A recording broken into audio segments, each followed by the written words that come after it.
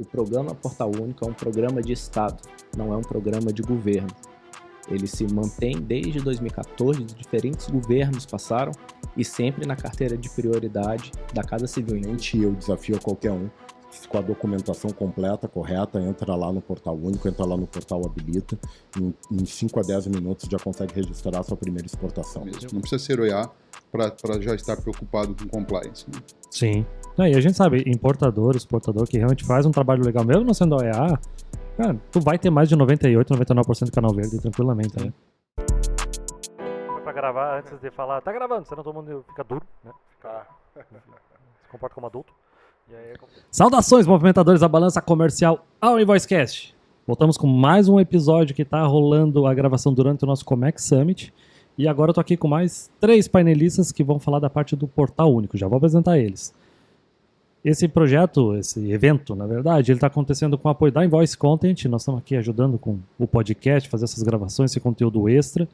Está tendo também o apoio do Núcleo do Comércio Exterior e também da Delegacia da Receita Federal aqui de Itajaí.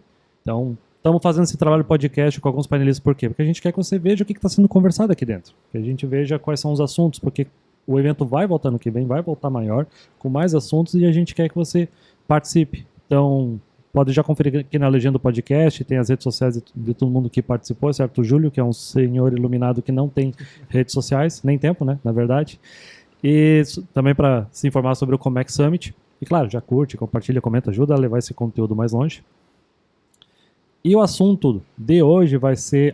desculpa, eu não posso esquecer de agradecer também ao Log que disponibilizou esse espaço, que é do ladinho aqui do evento, ficou muito mais fácil para a gente gravar. Então, estamos aqui com essa vista excelente para fazer também... Sai um pouquinho, dá trabalho, sai do estúdio, mas fica legal. Então, nós vamos estar falando agora do Portal Único de Comércio Exterior. Eu estou aqui do meu lado, essa entidade da Univale na área da importação, que é o professor Júlio César Schmidt, que foi o meu professor, inclusive, de importação. Professor da Univale, de graduação em Comércio Exterior no programa de mestrado de profissional em Gestão, Internacionalização Logística. O Alexandre Zambrano, que é auditor fiscal da Receita Federal e gerente do programa Portal Único de Comércio Exterior, e o Thiago Barbosa, que é o coordenador geral de facilitação do comércio na CSEX e gerente do Portal Único de Comércio Exterior. Tem tanta coisa para falar desse tema, que eu fiquei até pesquisando, eu fiquei stalkeando as redes sociais de vocês para criar ideia e tudo mais. Tem tanta coisa boa, porque eu queria até começar com o Júlio. Como é que era a nossa vida antes do Portal Único, né, Júlio? Então você ainda tem bem mais história que eu, né? Tipo assim, não vou ficar acusando a idade, que é sacanagem, né? Cara, eu não queria tocar nesse assunto porque vai revelar a idade do cara, né? Mas tudo bem. Quando a gente chegou aqui, eu olhei pro prédio que foi o meu primeiro emprego. Tá aqui do ladinho, né? Tá aqui do lado. O que tu fazia ali? Qual foi o primeiro trampo? Eu entregava envelope na Receita Federal com DI dentro. O envelope pardo, né? Mas então assim, eu cheguei ali nessa empresa como ajudante de office boy, eu nem sabia que existia essa posição, depois eu nunca mais vi também. Ajudante de office boy, não virou office boy ainda? Não, tava aprendendo a ser. E eu cheguei em dezembro de 92, e aí dia 1º de janeiro de 93 entrou os Comex Exportação no ar. Nossa, verdade. Então, só que eu como ajudante de office boy nem chegava perto do computador, né? Só ficava olhando a galera se descabelar. Ele é ativo fixo da empresa, importante, né? O computador, né? Em 93. Tinha umas 20 pessoas na empresa e tinha 3 computadores. Caramba, né? Aí quando entrou importação em 96, aí eu já era analista de importação, ajudante de despachante, eu já digitava DIs, peguei a transição, assim, bem legal. E aí... Hoje acompanho a galera na Univale no simulador aí do Portal Único, né? Fazendo os processos simulados de LPCO e do INPE. Então é muito legal estar aqui com vocês que estão à frente desse projeto aí lá em Brasília. Cara, a gente só tem a agradecer a vocês, sério mesmo, porque como facilitou a nossa vida. Mas até antes da gente entrar na pauta, eu gostaria assim que... Eu até comentei coisas nos bastidores, que nossa audiência é muito da prática, né? É a pessoa operacional, comercial, das empresas de comércio exterior, que mexe muito com o Syscomex e o Portal Único. Então eu queria começar até com o Alexandre. Explica pra gente como é que é qual que é a tua responsabilidade, qual que é o teu trabalho para o pessoal se situar e entender como é que tu tá fazendo a diferença nisso. Maravilha. Primeiro, muito obrigado aí pelo convite, pela oportunidade.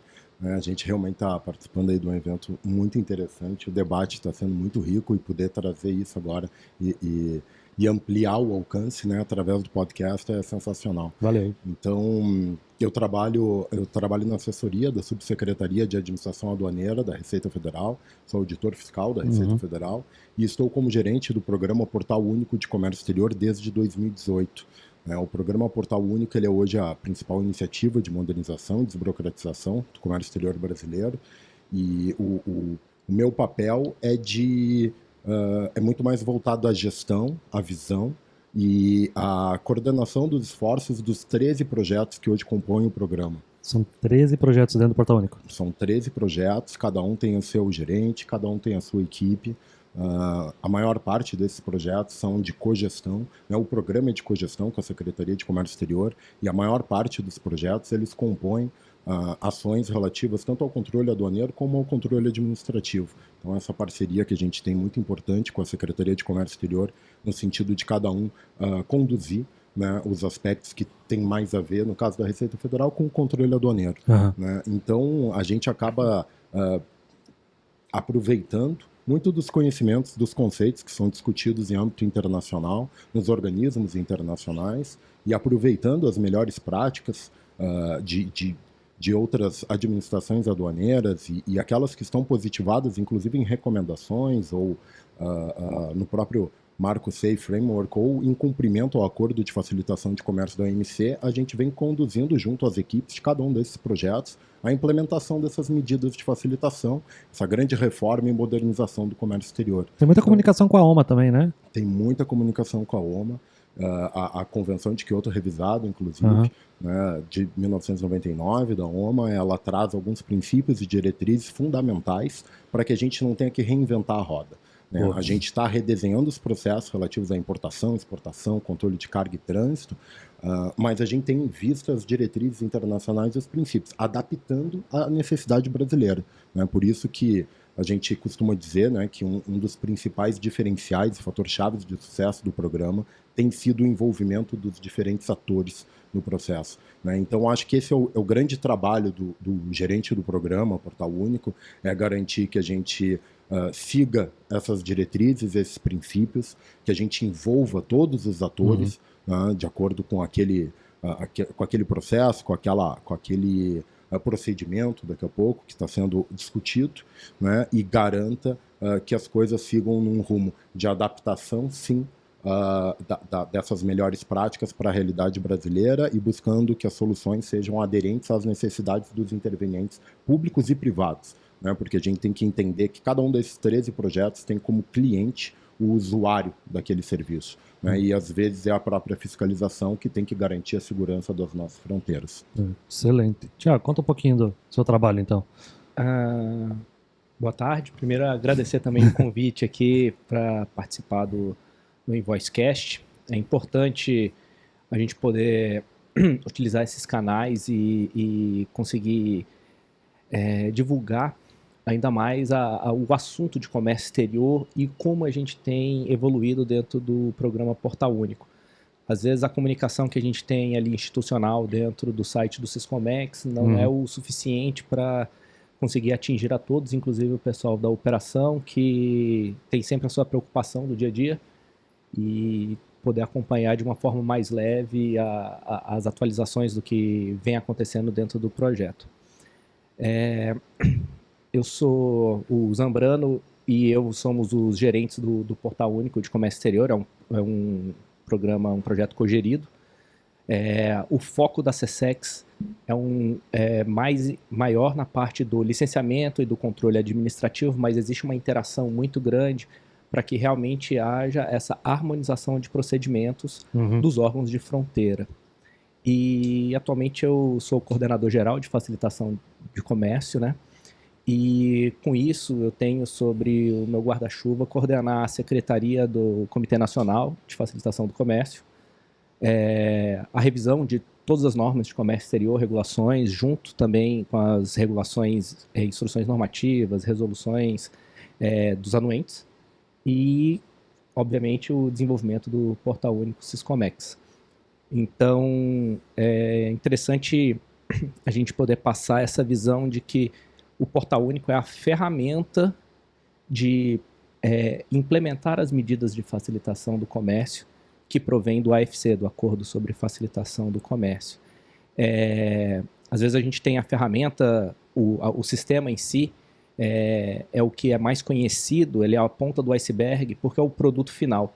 Mas existe um trabalho enorme feito no backstage, que é o levantamento dos processos, analisar quais são os gargalos, identificar novas formas de trabalho, a alteração normativa que a gente tem que revisar. São dezenas ou centenas de normas a serem alteradas para prever o novo processo de importação e, obviamente, conseguir dar o embasamento legal para que a ferramenta Portal Único de Comércio Exterior preste à sociedade um comércio exterior eficiente, ágil, com menor custo e menor tempo.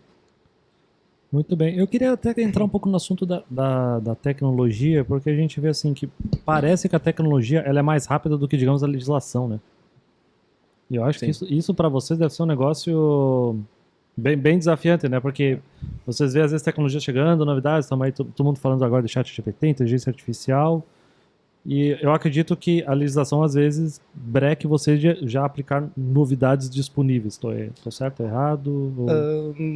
Em partes, porque o que acontece a minha formação é TI, eu sou formado em ciência da computação e comecei no projeto em 2014 como o líder de TI do projeto. Posteriormente fui aprendendo sobre comércio exterior e aí sim tornar o gerente do programa Portal em parceria com o Zambrano.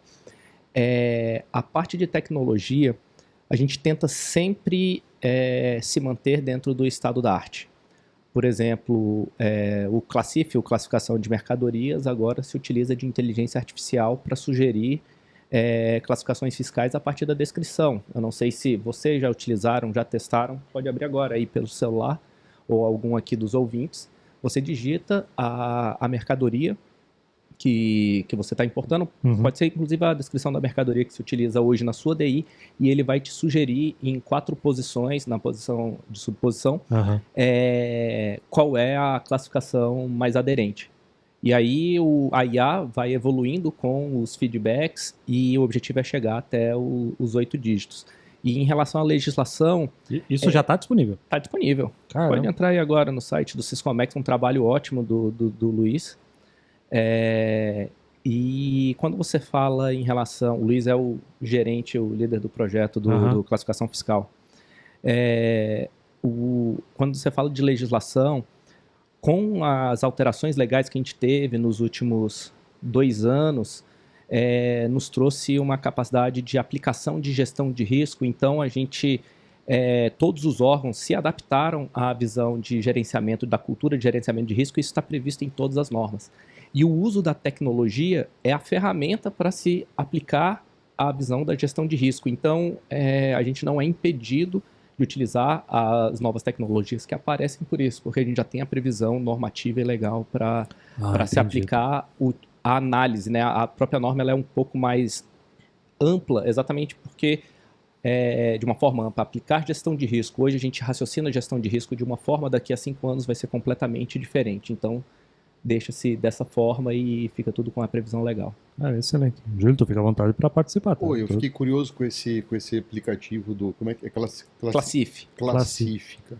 E aí me surgiu uma dúvida, aproveitar que temos um auditor fiscal aqui. Se eu coloco uma descrição numa mercadoria lá e o Classif me faz uma sugestão, e depois eu sou autuado numa declaração de importação, aquela sugestão pode me servir como argumento? Vai lá, Zambrano. Não. Caramba, aí, tu já vê com uma bela treta aí, Júlio. Obrigado. Gostei. O Júlio trouxe uma questão bem interessante, nos dá a oportunidade de abordar esse tema. Há um disclaimer já lá no Classif, na ferramenta Classif, nessa parte de sugestão de classificação fiscal com base em texto livre de descrição. Né? A gente está utilizando o auxílio da inteligência artificial para facilitar, né, o cumprimento dessa obrigação de classificar corretamente e com repercussões tributárias e do tratamento administrativo também, né? Então, a classificação fiscal, ela serve para definir o tratamento tributário, serve para definir o tratamento administrativo, e a gente tem que garantir que ela esteja correta, né? Há uma confusão muito grande quando se fala em classificação fiscal e a NCM correta e a descrição. Alguns operadores acreditam que, a partir do texto da NCM, ele só complementa com o que ele assim desejar na descrição, né? E, na verdade, a lei é clara em dizer que a descrição da mercadoria deve conter todos os elementos necessários para a perfeita identificação e classificação da mercadoria. Então, é através da descrição que a gente chega, de fato, na classificação. Mas a inteligência artificial hoje não consegue nos dar um grau de certeza muito grande, mas a gente tem um outro instrumento muito útil, que está previsto, inclusive, no Acordo de Facilitação de Comércio da OMC, mas que o Brasil já havia implementado, muito antes do próprio Portal Único, que é a solução de consulta, né? A solução de consulta, ela sim te dá uma garantia, né? Toda aquela empresa que tiver uma dúvida sobre a classificação de uma determinada mercadoria, ela pode ingressar com todas as informações numa solução de consulta junto à Receita Federal, um processo administrativo formal que está devidamente orientado, tanto na legislação como nos manuais é possível encontrar também essa informação. E aí sim, o importador, por exemplo, pode sugerir a classificação que ele acredita com os seus embasamentos, a Receita Federal vai avaliar e vai dar um retorno. E aí essa classificação, sim, garante ao importador que ele não possa ser autuado se ele utilizar a classificação fiscal que ele recebeu como retorno na solução de consulta. Tá? Então esse seria o procedimento correto para ter essa garantia por parte da Receita Federal. Legal. Então é só uma sugestão, orientação, né? Isso. E eu achei bacana que você comentou da solução de consulta. Eu não sabia e aprendi hoje de manhã na palestra do OEA sobre o prazo, né? Quem é OEA tem até 40 dias para ter o resultado, né? Achei muito legal. É uma das vantagens do OEA, né? Verdade. Tem um canal direto também, né? Para certas dúvidas e tal. E eu acho legal poder complementar, se puder, Jonas. Por favor, à vontade. Neste assunto que o Zambrano tocou, de solução de consulta e a segurança jurídica dos importadores, a gente tem a ferramenta, acho que todos aqui vão conhecer, que é o catálogo de produtos. É o que se fala bastante. O catálogo de produtos nos traz a possibilidade de dar essa segurança jurídica ao importador que já passou por uma fiscalização. Coisa que hoje, como a descrição da mercadoria é DI por DI, importação por importação, não existe uma rastreabilidade. Então, com a ferramenta catálogo, você tendo o registro centralizado daquele seu produto e reutilizar a cada operação, a cada embarque que é feita a importação, permite essa rastreabilidade. A partir do momento que aquele produto já passou por uma fiscalização aduaneira, ele ganhar um certo tipo de chancela de que já foi feita uma revisão de classificação fiscal sobre aquilo e que existe posterior proteção em relação a uma fiscalização distinta. Isso ainda não está em norma, é uma parte do projeto de se pensar como não se intervém na autonomia do auditor em relação a realizar a fiscalização, mas também dar a segurança jurídica ao importador. Então é uma coisa que está se trabalhando dentro da equipe, verificar como que legalmente a gente consegue trazer via ferramenta esse benefício de segurança jurídica e também não tirar a autonomia e possibilidade de fiscalização do auditor da Receita Federal. Perfeito. Até aproveitando, só para complementar, de fato, essa autonomia é importante também porque hoje em dia está tudo digital, está tudo digitalizado e eu tenho que também ter a condição de atuar sobre determinada carga ou determinada mercadoria se eu entender que há um indício ou um risco, né, um indício de irregularidade, algum risco relacionado, porque com tudo digital, daqui a pouco eu presto informações regulares, bem certinhas, né? E daqui a pouco a mercadoria não condiz com aquilo que eu estou prestando de informação. Então, a gente tem que garantir a possibilidade de atuação sempre e a autonomia do auditor, até porque a descrição ela pode também não condizer com a realidade, mas aqui a gente está vivendo uma nova era, né? Uma nova era que a gente tem buscado facilitar o cumprimento da obrigação e atuar em parceria e cooperação com o operador. Não é mais, se algum dia já foi, uma briga de gato e rato, mas sim uma cooperação entre aduana e empresa para garantir que a gente tenha um processo seguro e ágil e facilitar o comércio internacional legítimo de fato. E aí, nesse sentido, através da ferramenta Classif, a gente deve entregar agora na metade do ano, com a entrega da metade do ano de 2023, a pesquisa por campos livres ali, informações, texto livre. Tu vai conseguir ter acesso a textos de soluções de consulta, decisões em matéria de solução de consulta. Então a ferramenta Classif vai agregar mais informações, mais... Nossa, vai ficar bem robusta mesmo, hein? Nossa. Exatamente. A ideia é facilitar, é favorecer o cumprimento voluntário, né, das obrigações públicas de forma legítima, de forma correta. O acesso que já tem ali livre, sem certificado digital, para consultar a classificação já é excelente, assim, consulta a NEST, nossa, tem diversas informações, está ótimo, né? Eu imagino que, quando que começou o Classif? 2019? 2019. Sério, 19. Eu não sabia. Meu Deus, Nem que eu. feio. Nossa. Enfim, vocês já devem ter não sei, estatísticas que demonstrem que melhorou a classificação fiscal, alguma coisa? Já tem alguma análise assim? Que eu acredito que com certeza ajudou, né? A menos erros, né? Quer país, não? Não sei se tem alguma coisa. Na verdade, eu não tenho uma estatística que correlacione diretamente, mas a gente tem estatísticas que demonstram que ano após ano a gente vem aumentando o compliance na aduana. Não é só através do OEA, que hoje já responde por cerca de 33% aí das operações de comércio exterior no Brasil, tá indo bem, empresas certificadas. Exatamente. A ideia é chegar a 50% como um programa maduro e bastante estável, superar os 50%, né? Esse é o objetivo. E a gente tem avançado. Mas, especialmente, a gente tem uma ferramenta de gerenciamento de risco que mede o compliance, que é a aleatoriedade. Então, ano após ano, a gente consegue perceber que as cargas selecionadas por aleatoriedade e não por gerenciamento de risco através das nossas ferramentas, elas têm cada vez se identifica menos erros nessas declarações e menos fraudes. E isso demonstra o aumento do compliance. Eu lembro já nas aulas do Júlio. Eu tive aula com o Júlio quando? 2009? Não.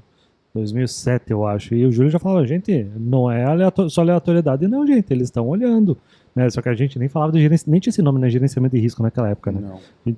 Mas a gente sabia que... compliance, né? E eu tenho... Compliance também. Não falavam conformidade, não falava compliance. E eu tenho ouvido essa palavra na boca de muito despachante e na boca de muita gente de empresa que não é OEA. Bem como você falou mesmo. Não precisa ser OEA para já estar preocupado com compliance. Né? Sim. E a gente sabe, exportador que realmente faz um trabalho legal, mesmo não sendo OEA, cara, tu vai ter mais de 98, 99% do canal verde tranquilamente, né? Então, que é claro, essa aí ajuda na classificação, mas com certeza ela está trabalhando a favor de vocês também para detectar alguma coisa errada, né? Sim, é como a gente vem conversando, o Zambrano citou aqui no início do podcast, que é o programa Portal Único, ele toma como referência recomendações internacionais. A gente não cria nada, a gente não cria as nossas jabuticabas. E existe essa visão moderna da aduana e dos órgãos de fronteira sobre dar o suporte ao importador, ao operador que deseja operar da forma correta. Então a gente tem o Safe Framework da OMA, temos as recomendações do Centro de Facilitação de Comércio da ONU, temos a padronização de dados e definições de documentos eletrônicos, que é um assunto muito interessante que a gente tem discutido atualmente dentro da OMC, em relação ao AFC Plus, o Acordo sobre Facilitação de Comércio Plus, aonde tem um subgrupo que é de Digital Trade Facilitation, que é sobre a facilitação do comércio digitizada. Como que nessa visão moderna tanto de governo quanto de empresas, tudo digital, como vai ser o reconhecimento de e invoice eletrônica, entre compradores e vendedores de países, Bill of Lading eletrônico, AWB, inclusive com o Zambrano falando a implantação do CCT aéreo no 31 de julho, a gente vai ter 100% das cargas aéreas sendo para voos regulares sendo manifestados em EAWB. Isso é um ganho, isso é um ganho enorme. 100% das cargas de voos regulares estamos com EAWB.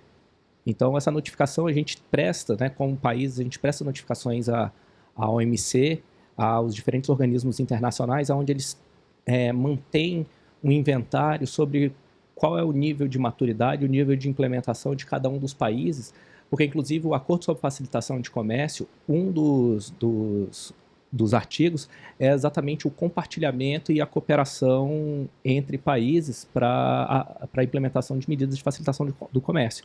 Aí o bicho pega, né? Entre países, aí o bicho pega, né? Mas há uma filosofia muito diferente hoje, porque todo país quer exportar mais, mas para eu vender, alguém tem que comprar. Certo. E para alguém comprar, alguém tem que vender.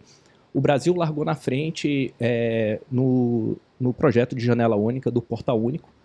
Nós somos referência regional e referência internacional, junto com Malásia, Singapura, Coreia do Sul. A gente está sempre nos eventos internacionais e trocando essas ideias. E o importante é a troca desse conhecimento. Se o Brasil já auferiu tantos ganhos de redução de custos e tempo, se o seu operador do outro lado, o seu vendedor ou o seu comprador também, isso vai reduzir também os seus custos. Porque vocês compartilham uma parte da cadeia, o agente de carga, o transportista. Então, é uma visão que troca de dados entre aduanas é uma realidade. A gente recebe delegações, recebemos a delegação do Egito há 2 semanas atrás para troca de dados. Então, existe uma mudança de paradigma, de filosofia dentro do comércio internacional. Está mais cooperativo, então. Mais colaboração. Né? Sim, tanto entre países como país, né, governo com setor privado. Mudou bastante, eu acredito que vocês percebam também a forma de trabalho diferente. Eu sinto assim que Quando começou o Portal Único no Brasil? 2012? 2014. Eu sinto que foi a partir do Portal Único em 2014 que eu comecei a sentir maior contato da iniciativa pública com a iniciativa privada. Foi a partir dali. Eu não sei se o Júlio concorda comigo. A minha impressão é a mesma, assim, é parecida, né? E a consulta pública, né? Muita consulta pública, consulta pública, coisa que não existia, né? As normativas simplesmente apareciam e pronto, né? Agora se discute, né? Se abre, então, bem legal.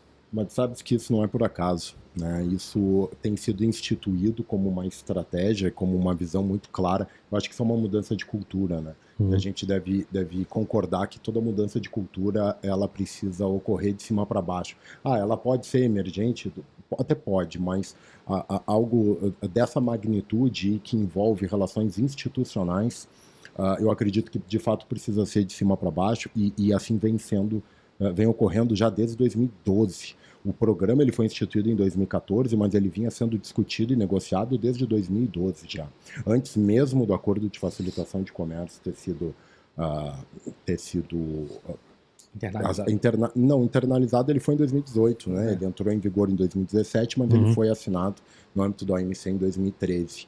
Né? Então, em 2012 já se discutiu o início do programa Portal Único, o início dessa nossa janela única, né, um conceito de single window, que é o portal Siscomex, mas especialmente se estipulou essa estratégia de envolvimento direto com todos os intervenientes públicos e privados. A gente tem algumas estatísticas que são incompletas e que demonstram que a gente já ultrapassou 1000 reuniões entre setor público e privado no âmbito dessa grande reforma do comércio exterior que a gente vem realizando por quase uma década já. Então, não é por acaso que vocês têm sentido essa diferença, isso foi incentivado, essa visão de nova realidade, de cooperação, foi comunicada e continua sendo comunicada de forma incessante. Agora, em março, a gente estava em Brasília reunidos num planejamento estratégico da aduana, com todos os tanto coordenadores do órgão central da Receita Federal, como também as divisões regionais das regiões fiscais e novamente o nosso né, o chefe da aduana do Brasil, né, o nosso subsecretário de administração aduaneira, ele comunicou que este é o caminho, seguirá sendo o caminho. Né? A gente não publica normas que vão interferir na atividade econômica, que vão regular, sem escutar, de fato, o principal usuário, o principal impactado, porque, às vezes, alguns pequenos ajustes podem melhorar muito o fluxo operacional, né? Especialmente para os privados. Né? Mas eu gosto muito desses números. A gente passou de mais de 1.000 reuniões em cooperação com o setor privado, foram mais de 18 órgãos públicos que participaram nesses registros, diversas instituições representativas dos diferentes atores vêm colaborando, né, para moderar ou para mediar essa integração, né, e para a gente tem sido fundamental isso, né, então a gente inclusive incentiva, né, a gente ainda tem alguns desafios importantes pela frente, a gente incentiva que tanto as empresas privadas como as instituições continuem incentivando a participação, a colaboração, a crítica e especialmente a proposta de soluções para o nosso comércio exterior, porque é como o Thiago gosta de usar uma frase, eu não vou usar a tua. Qual é a tua frase, Thiago? Que a facilitação do comércio não pode parar? Exatamente. Muito bom. Posso só fazer me surgiu uma dúvida agora. Fica à vontade. Você falou desses atores que colaboram para a aproximação, né, do público e privado. A Procomex, eu não lembro direito quando foi a fundação, mas é um dos institutos que tem como objetivo trazer essa proximidade, né? E é coincidência que essa proximidade se intensificou a partir de 2012 e que me parece que deve ser mais ou menos a fundação do Procomex, ou tem relação direta, assim? Tem relação, existe um convênio firmado hoje entre a Receita Federal e o Procomex, exatamente para essa colaboração, para a realização de eventos, de reuniões, de relatórios que eles mesmos se reúnem, às vezes sozinhos, com os intervenientes privados, exatamente para identificar pontos críticos que precisam de atenção do governo. Né? A gente tem reuniões, inclusive, mensais, com o Procomex e com diversos intervenientes privados, inclusive desenvolvedores de softwares que integram os sistemas das empresas às APIs do Portal Único, né, e eles têm nos ajudado com o teste dos sistemas, tanto aqueles que estão em ambiente de treinamento, como aqueles que já estão em ambiente de produção. O próprio Serpro participa dessas reuniões também, e lá a gente discute, só para dar um exemplo, a gente discute algumas questões que poderiam melhorar o dia a dia das empresas, simplificar, reduzir custos, ampliar a capacidade de vocês se preocuparem apenas com a atividade finalística e menos com o cumprimento da obrigação pública. É verdade. Eu tive até a oportunidade de participar de um evento da Procomex. Foi esse ano ou foi ano passado? Ano passado, né? Foi final do ano passado. E, cara, é uma oportunidade de você conseguir saber de certas novidades antes no evento.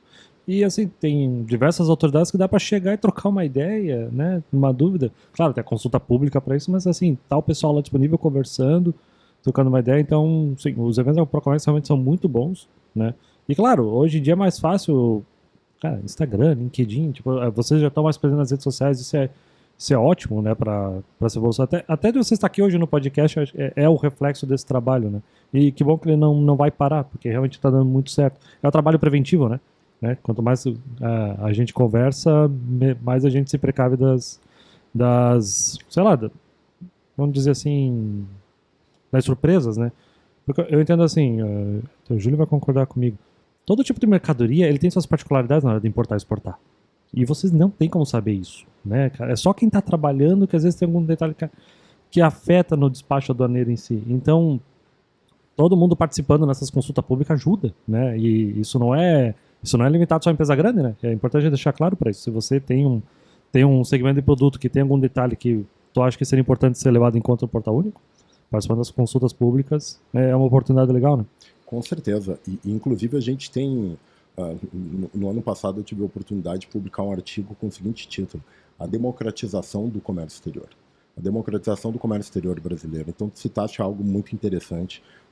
Historicamente, se tinha uma ideia de que comércio exterior era apenas para os grandes, talvez porque a burocracia, o peso de se montar uma operação fosse tamanha que tu precisava diluir o custo disso em altos volumes.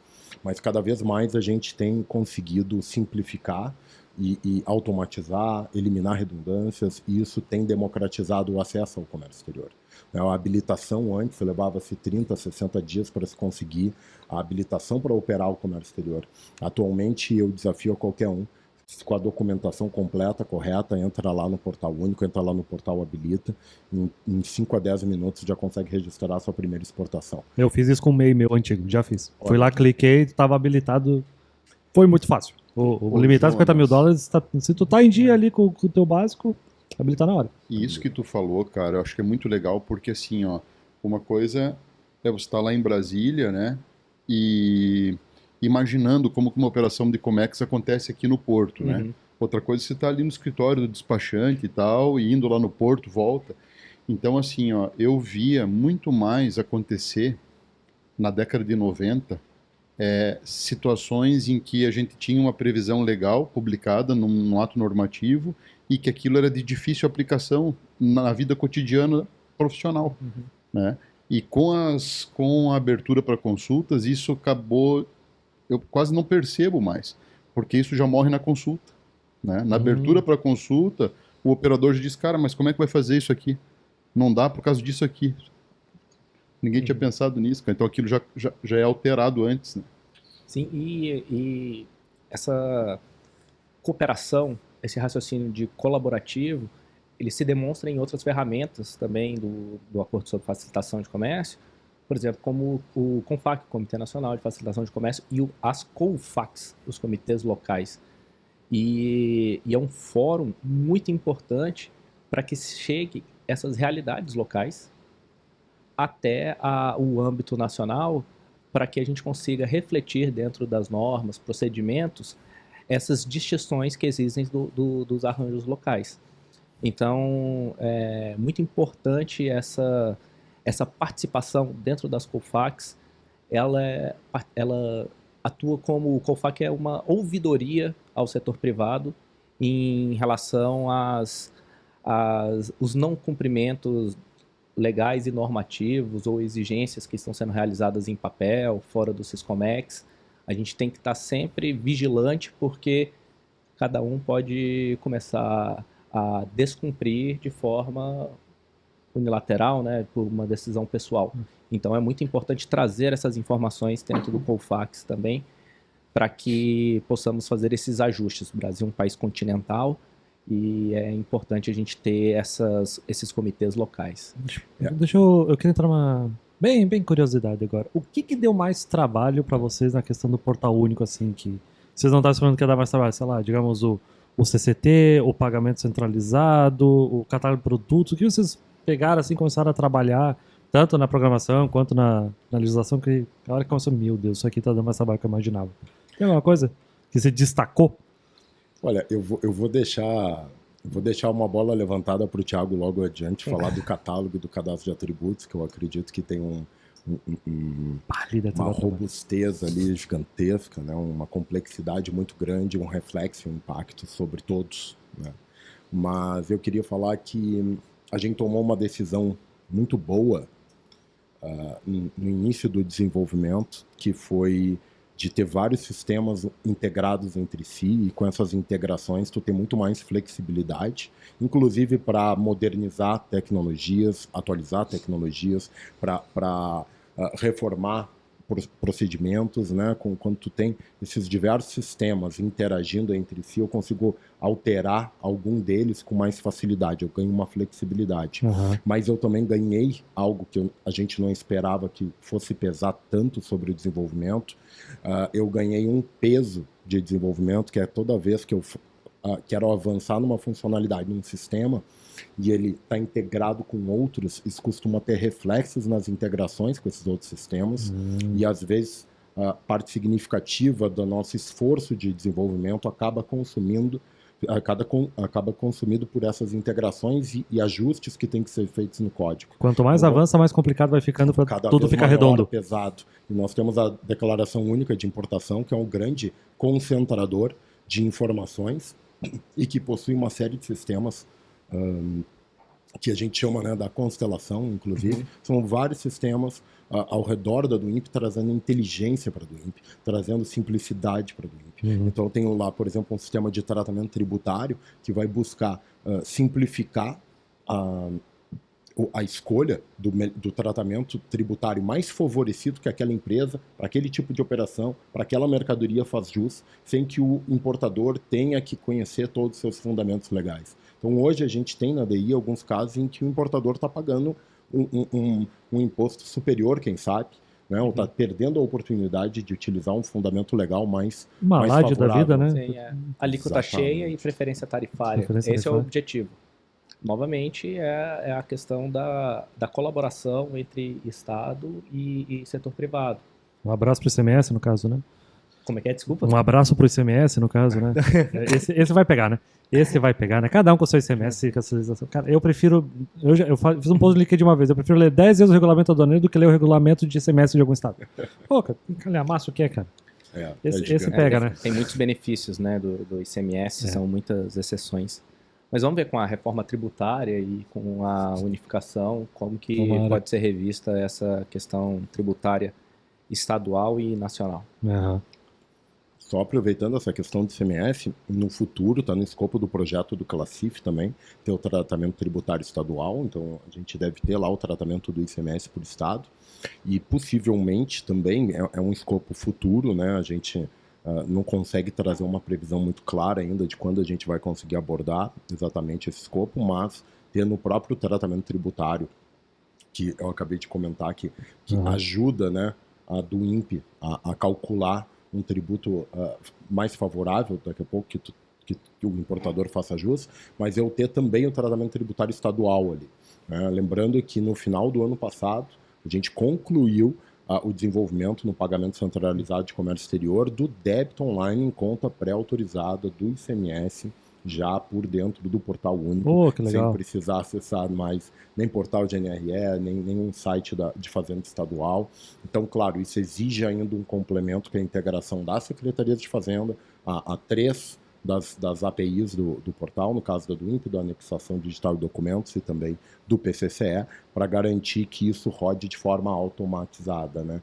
Mas o mesmo formato hoje utilizado pelo importador, pelo despachante, para o débito dos tributos federais relativos à importação, já está disponível para débito automático também do ICMS. O mesmo formato, sem precisar ir até a tua agência bancária, sem utilizar nenhuma emissão de boleto extra, né, por dentro do portal. Cara, é um tempo economizado, gente. Cara, pega aí um despachante que tem que registrar 20 declarações de importações por dia. Cara, é 20 ICMS, cara. Tem que ou isentar, ou tinha que ir lá e emitir o boleto. Cara, é um tempo precioso economizado, cara. Faz toda a diferença. Qualquer clique a menos é bem-vindo, cara, num sistema. Ainda mais gente que é escala, trabalha, né, volume. E reduz a incidência de erros, né? Ah, verdade. O ser humano, quando redigita, o cansaço mental que você está falando, você está sujeito a cometer erros. De boa fé. É verdade, O ser humano erra. E fraudes também e uso do papel, né? Porque ele dispensa, uma vez cumprido o ICMS através do portal único, ele dispensa a apresentação da guia de liberação de mercadoria estrangeira ao depositário para a entrega da carga da mercadoria, porque já fica transparente por dentro do portal. Excelente. Hoje para fazer um despacho aduaneiro, não precisa apresentar documento em papel, né? Isso já é um grande avanço. Já faz tempinho, mas eu gosto de ressaltar que realmente a gente pegou a época dos envelopes, né? Nossa senhora, cara. E tem aquele problema que assim, cara, a gente faz tudo certo, aí o exportador demora para enviar os originais. Cara, se tem pelo menos o PDF e tá tudo certo, beleza, já manda ali via ECAC, tudo certinho. Mas, cara, antigamente, quando tinha que depender do desgraçado para chegar para aí você escanear, que tem exportador que faz isso, né? Ele manda e ele não escaneia. Ah, esqueci. Pô, legal, né, cara? Valeu, obrigado. Cara, mas aí que vem tanta implementação dos documentos eletrônicos, então nato digitais, não existe mais enviar e escanear. Na verdade é igual a nota fiscal eletrônica, ela nasce de forma eletrônica. O PDF dela é uma cópia, é o contrário, né? O papel é uma cópia e não o original. O original faz sentido. É um documento eletrônico, um XML que se troca entre sistemas. E Jonas, eu acho bem interessante você sempre reforçar essa questão da questão do comércio em papel, né? O tema discutido lá também na OMA de Paperless Trade. para nós brasileiros, a gente tem que acabar com a complexidade de tupiniquim, porque para a gente é muito comum a questão do não uso do papel e a questão dos pagamentos automáticos de forma eletrônica. E isso é questionado em todos os organismos internacionais se os países já estão implementando. Os países têm como meta ter um boleto para você conseguir pagar. Para a gente isso é tão natural, há tantos anos o nosso sistema financeiro... É uma invenção brasileira o boleto, não é? Se não me engano, acho que é uma invenção brasileira. Se não me engano. Mas assim, eles ainda estão na perspectiva de conseguir ter um documento gerado que ele possa pagar eletronicamente, não ir na boca do caixa ou ter que pagar de alguma outra forma. Enquanto a gente já está numa realidade de débito automático dentro da conta. Então, são duas coisas que é meio comum, né, lugar comum para nós, que é o comércio sem papel e o pagamento eletrônico. E para os outros países isso é o estado da arte. Eles tentam buscar isso. E países grandes, europeus, não países subdesenvolvidos. Então a gente tem que realmente sempre reforçar para não esquecer esses benefícios que nós temos e como o Brasil e o nosso país tem se colocado como protagonista dentro do cenário internacional em relação à facilitação do comércio. Pois é, eu tive a oportunidade de falar com a Elaine, né, que vai palestrar aqui também ano passado, e estava também a Márcia do Procomex. E aí ela estava falando assim, como a gente é adiantado comparado a muitos países desenvolvidos na parte da burocracia, né. E eu vi aqui que o boleto foi inventado no Brasil nos anos 80 mesmo. Claro, o código de barras já existia antes, mas um código de barras para fazer pagamento é brasileiro. É tão antigo o nosso, né? Igual o BINA também, né? O BINA também, o número identificador, né? Porque hoje a gente chama, acho que o pessoal mais novo não vai nem saber o que é BINA, né? Não sabe. Bem identificar. Como assim? Eu não sei que número tá me ligando. Né? Não sei que número tá me ligando. Invenção brasileira também. Então é importante mesmo, dando os exemplos concretos. Reino Unido está nos consultando sobre como implementar janela única. Entendeu? Você pensaria, obviamente, que seria ao contrário. Nós estamos compartilhando informações com eles para a implementação da janela única, porque teve o Brexit, saíram da União Europeia, precisam criar todo um sistema de janela única. Estamos trabalhando em conjunto com eles. Que massa. A troca de informação por exemplo, com os Estados Unidos. A questão de como a gente está conseguindo trazer todos os anuentes para dentro da mesma plataforma, eles também têm esse mesmo problema. E eles nos perguntam como que vocês têm feito a questão da cooperação, como é que tem tido Quando você até perguntou qual é uma das maiores dificuldades, para mim foi exatamente essa absorção da cultura de facilitação do comércio entre todos os intervenientes públicos. Nós temos 27 estados, nós temos 22 órgãos anuentes, temos a SESEX e a Receita liderando o projeto. Ter toda a alta gestão de todos esses atores com a visão de que é importante implementar a facilitação do comércio, para mim é uma das maiores dificuldades, porque ela é recorrente. A alta gestão muda, a gente tem que fazer todo o trabalho novamente de convencimento, de apresentar os benefícios para conhecer sobre o que está sendo feito. Então, eu acho que isso é um aprendizado e um caso de sucesso que tem sido internacionalmente valorizado e premiado. Posso? De fato... Perdão. Não, por favor. Não, só complementando muito brevemente o Thiago, porque realmente esse foi um grande desafio e continua sendo, porque enquanto a Receita Federal tem como uma das suas principais atividades a administração aduaneira do país, e a Secretaria de Comércio Exterior leva Comércio Exterior até no nome, né, a gente tem outros órgãos que têm uma pequena parte da sua atuação, da sua competência voltada ao comércio exterior. E aí tu tem um problema de recursos escassos para serem priorizados. Então, alguns desses, cerca de 20 órgãos aí anuentes, eles realmente não têm sequer espaço e condições de fazer seus devidos desenvolvimentos. Eles estão lá com processos em papel, alguns deles ainda, e a gente tem que trazer eles junto. E é por isso que a gente decidiu, além do programa Portal Único ser tratado desde o início como estratégico para o Ministério da Fazenda, para o Ministério do Desenvolvimento, Indústria e Comércio, também foi tornado estratégico e acompanhado como carteira prioritária da presidência da República durante todos esses anos, mesmo com as mudanças de governo. Legal, se manteve no foco, se manteve como prioridade para tentar, para dar essa sensação a todos, né, da necessidade de priorizar esse desenvolvimento. Só que aí o programa, o Portal Único dos Comex, ele trouxe o desenvolvimento que os órgãos não teriam condições de fazer. Então eu tenho todo o sistema para controlar o licenciamento, eu tenho o gerenciamento de risco, então a Receita Federal, com a sua expertise de trabalho em gerenciamento de risco, já com mais de década de resultados cada vez melhores, né, nesse sentido, vem ajudando nesse aculturamento do gerenciamento de risco, mas também no desenvolvimento, que hoje já está praticamente finalizado, né, mas 90% pronto, o motor de regras do gerenciamento de risco do Portal Único Comex, que os próprios órgãos têm à disposição para utilizar tanto para o gerenciamento de risco de eventuais licenciamentos, como também das inspeções dos anuentes, que eu acho que é um tema que o Thiago vai trazer para a gente. Vou utilizar lá na palestra, guardar para a palestra. Queria só frisar uma coisa, isso é bem importante. O programa Portal Único é um programa de Estado, não é um programa de governo. Ele se mantém desde 2014, diferentes governos passaram, e sempre na carteira de prioridade da Casa Civil. Inclusive, 2 semanas atrás foi a reunião com a Casa Civil, porque entra uma nova gestão, e foi novamente inserido como um projeto estratégico da Presidência da República.